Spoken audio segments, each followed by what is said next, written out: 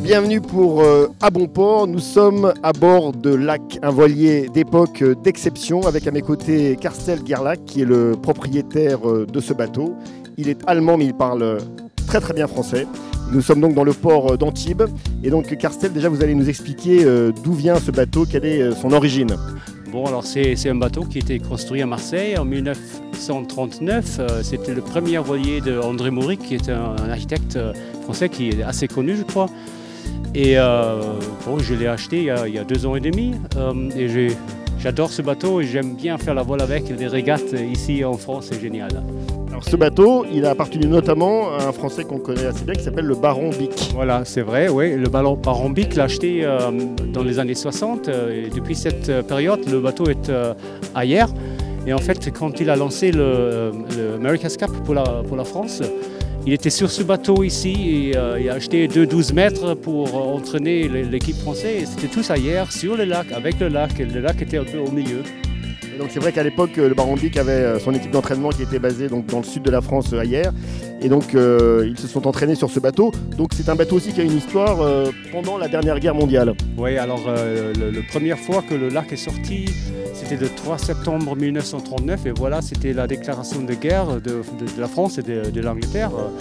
Le premier propriétaire, il est sorti avec sa femme, avec André Mauric. Ils sont revenus à Marseille. Il y avait des gendarmes qui disent « Excusez-moi, messieurs, mais vous ne pouvez plus sortir, on est en guerre avec l'Allemagne. » Maintenant, bon, c'était l'histoire du but. Après, ils ont caché le bateau dessous de charbon de bois pendant la guerre pour on ne pique pas le lest et tout ça, les belles choses en métal pour faire des armes. Alors, il était caché.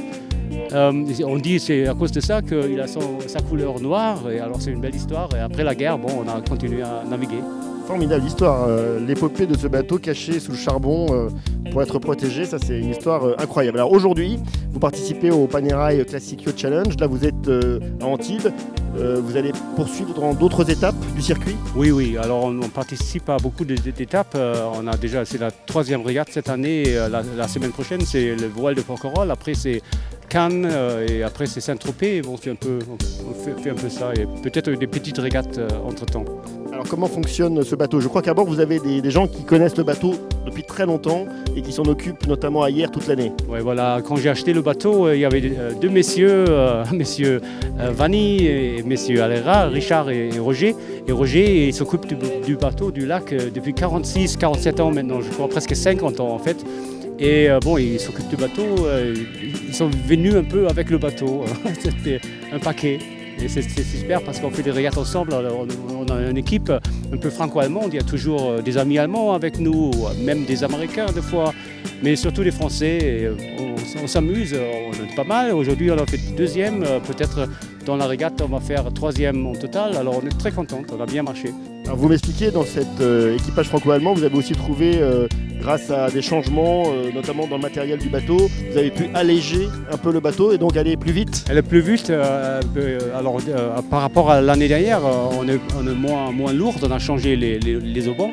Alors ça nous donne peut-être un nœud et demi en vitesse de plus. Alors juste pour comprendre aussi, donc, le bateau, donc lac, c'est a priori des poissons?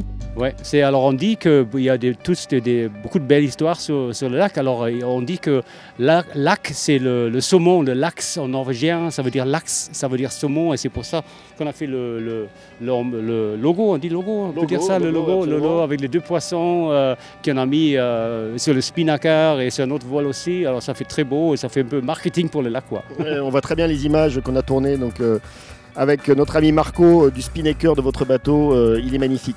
Alors comment justement fonctionne l'équipage? Vous avez le temps de vous entraîner un peu ou vous arrivez tout de suite sur les régates le jour où il faut être prêt? Comment ça marche? Alors on ne s'entraîne pas, ils sont tous des gens qui sont occupés, qui travaillent. Alors c'est toujours les mêmes depuis presque 3 ans. Bon, c'est la 3e année maintenant. C'est les mêmes gens chaque an.